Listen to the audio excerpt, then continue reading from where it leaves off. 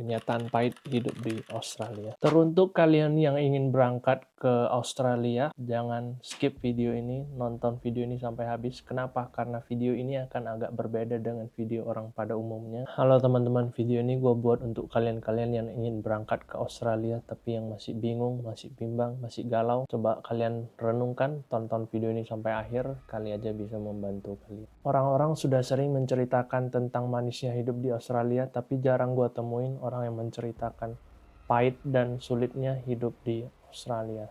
Gue akan jelasin ke kalian berdasarkan fakta dan pengalaman gue pribadi maupun teman-teman di sekitar gue yang ada di sini. Jadi disclaimer, video ini bukan untuk menakut-nakuti kalian, tapi di sini saya buat video ini untuk kalian bisa terbuka secara lebar dengan mata kalian. Apakah kalian sanggup melewati hal-hal ini atau kalian bahkan akan menyerah sebelum berperang. Jadi buat kalian yang belum kenal sama gua, halo, nama gua Diki, gua pemegang working holiday visa dan sudah di Australia lebih kurang 7 bulanan.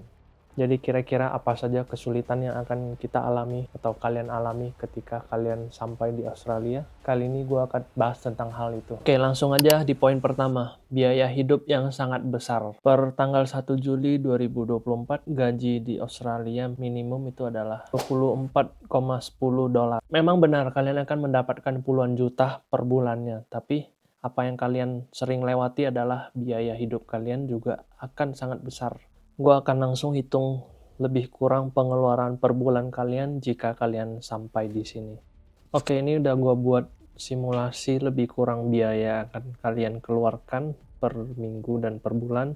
Yang pertama, tempat tinggal di sini lebih kurang $200 gue hitung per minggu. Tapi ada juga yang bisa dapat 180 atau 170, bahkan ada yang sampai 250, tergantung kalian, pinter-pinter kalian. Di sini gue buat lebih kurang 200 dulu per minggu. Yang kedua, di sini ada kartu SIM. Kartu SIM di sini gue hitung estimasi sekitar $20 per bulan. Dan yang ketiga ada transportasi kalian dari bus, dari train. Lebih kurang gue buat pukul rata $30 per minggu. Kalau misalnya kalian sering keluar-keluar atau tempat kerja kalian jauh, mungkin kalian akan habiskan sekitar $50 per minggu karena itu udah maksimal. Dan yang keempat, kita ada makan dan groceries. Ini lebih kurang $50 per minggu, itu 500.000. Bagi gua nih $50 udah termasuk lumayan, tapi kalian harus masak sendiri, beli bahan-bahan sendiri. Kalau kalian makan di luar sih udah pasti nggak cukup, karena sekali makan di luar tuh sekitar $15 sampai $20 per porsi. Dan yang kelima ini asuransi, per bulan sekitar $53 yang paling murah. Jadi tergantung kalian, begitu kalian sampai, kalian memang mau langsung beli asuransi atau enggak.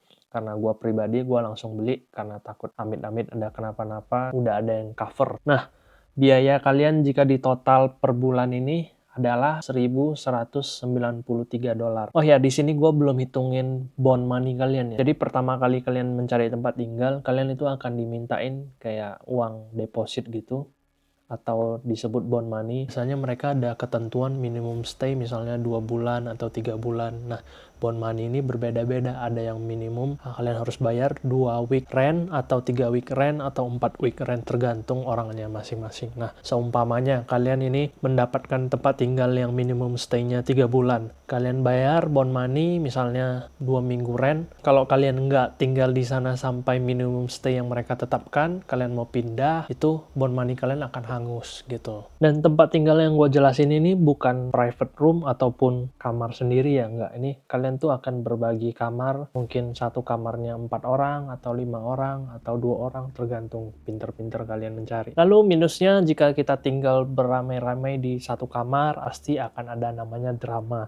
Belum lagi kalau misalnya yang satu suka tidurnya gelap-gelapan, yang satu suka tidurnya pakai lampu, atau yang satu setiap malamnya pulang tengah malam, segala macam. Jadi pasti bakalan banyak hal-hal yang di luar prediksi kalian, yang mau nggak mau kalian harus menyesuaikan dengan lingkungan kalian itu. Pikirkan baik-baik, ini juga adalah salah satu yang akan mengganggu kenyamanan kalian dan juga istirahat kalian. Nah, belum lagi kita bicarakan tentang sharing bathroom. Kalau misalnya kalian ada yang satu orangnya jorok, ada yang kamu misalnya bersih banget, toiletnya harus kongsi lagi. Wah, ya itu kalian harus pikirkan ya. Semua harus kalian persiapkan secara mental. Kalau kalian ketemu orang-orang seperti itu, kalian harus bagaimana, apakah kalian sanggup menghadapinya atau enggak. Prepare, oke? Nah, kalau kalian mau punya privasi sendiri, kalian pengen satu kamar, itu biasanya lebih kurang bisa-bisa sampai 400 sampai 500 per kamarnya. Balik lagi, hitungan gua ini adalah hitungan yang paling basic, apalagi kalau kalian ingin mencari tempat tinggal yang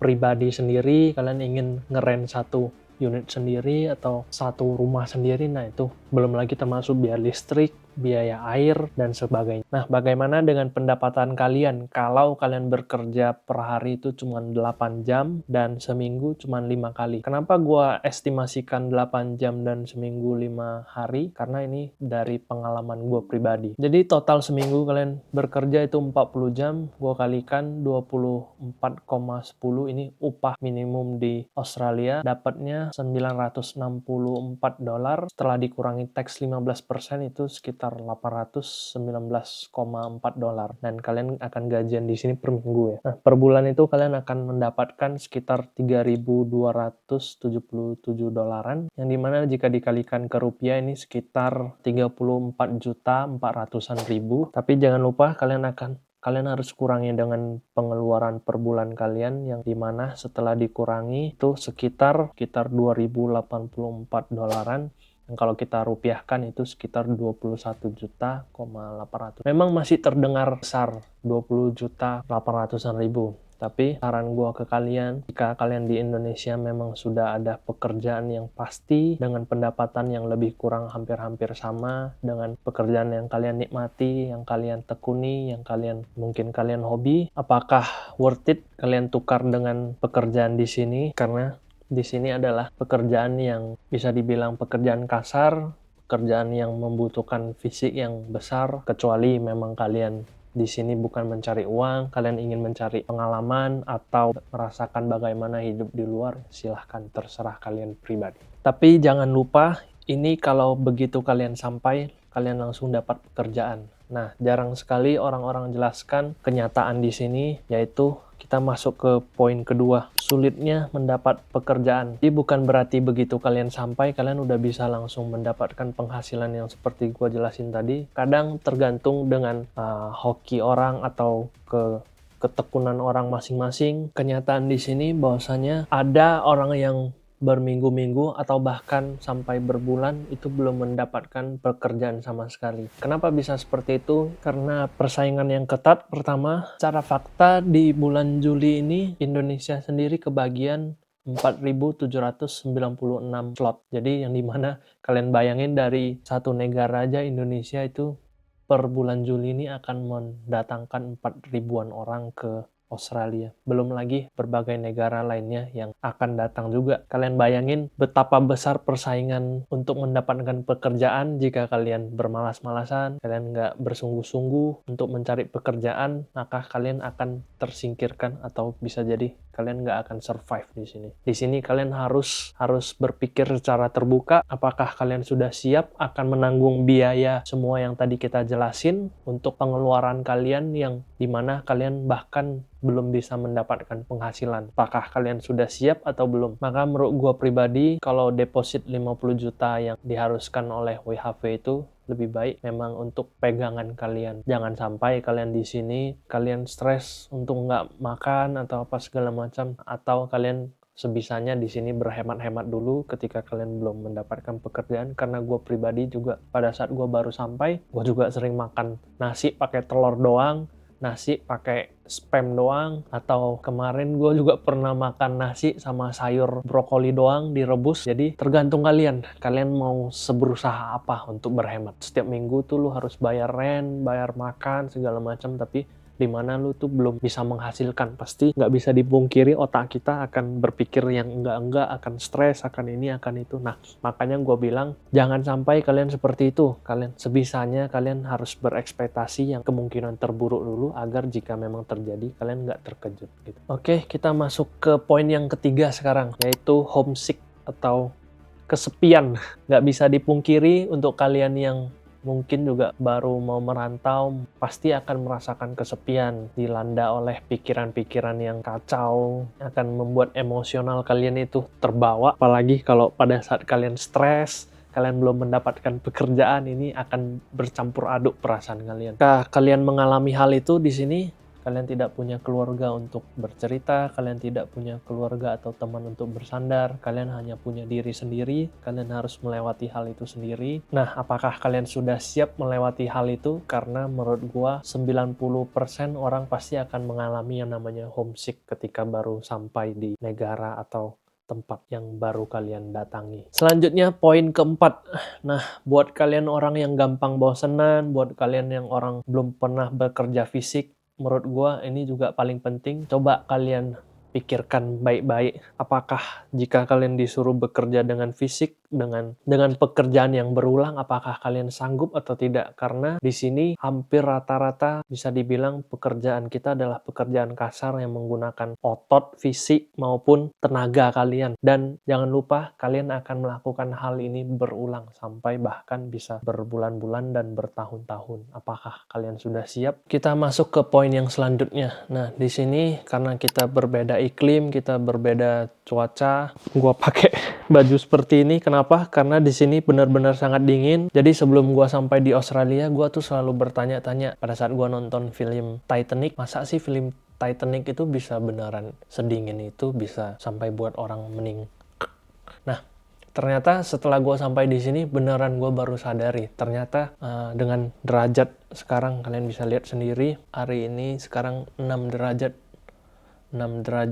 Celcius, dan ada besok-besoknya ada yang sekitar paling dingin tuh 2, 3, 4, 2, 5. Jadi dengan kondisi sedingin ini kalian juga harus pergi bekerja, nggak bisa bilang tidak. Kenapa ya? Memang sehari-hari sedingin ini. Jadi sebelum gue sendiri sampai di Australia, gue nggak pernah kebayang, gue nggak pernah tahu bahwasanya memang dingin itu bisa menusuk gitu. Bisa menusuk sampai ke dingin banget gitu. Nah, setelah gue sampai di sini baru gue sadar, oh ternyata jangankan kena air es itu, gue di sini kena angin aja udah beneran dingin banget. Mau mandi juga jadi males, jadi sehari cuma mandi sekali. Mohon maaf kalau bau, ya kan? Terus dengan kondisi seperti ini kalian harus tetap pergi bekerja. Kalian bayangin, apakah kalian sudah siap?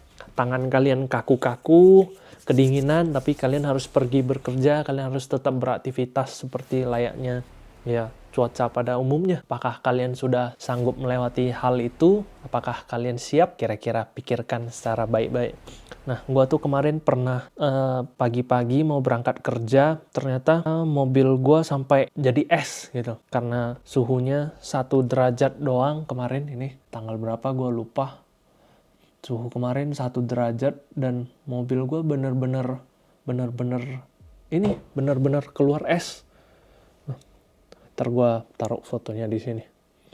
Bener-bener tuh pas kalian mau buka, sampai kalian mau buka gagangnya itu bener-bener berat, kayak harus gitu baru esnya bisa ini. Kalian bayangin aja sendiri ya sedingin apa, dan kalian harus tetap pergi bekerja. Oke, setelah panjang lebar gue jelasin kira-kira apakah kalian sanggup melewati hal-hal yang udah gue jelasin tadi, kalian tetap akan kekeh mau berangkat. Oke, gue pasti bisa. Kalau memang kalian punya keyakinan itu silahkan, karena pengalaman ini memang benar-benar sangat berarti, nggak bisa dibeli dengan uang. Tapi kalau memang hati kalian masih ragu-ragu, kalian masih kayaknya gue nggak bisa, lebih baik kalian pikirin dulu matang-matang. Jangan sampai kalian udah di sini baru stres ya kan, mau pulang kan, sayang gitu loh. Penjelasan gue untuk hari ini sampai di sini dulu. Kira-kira kalau kalian suka dengan video ini atau kalian ada pertanyaan yang mungkin bisa gue jawab, boleh komen di bawah. Jadi kira-kira buat kalian yang mau berangkat atau yang udah berangkat, ada yang relate dengan yang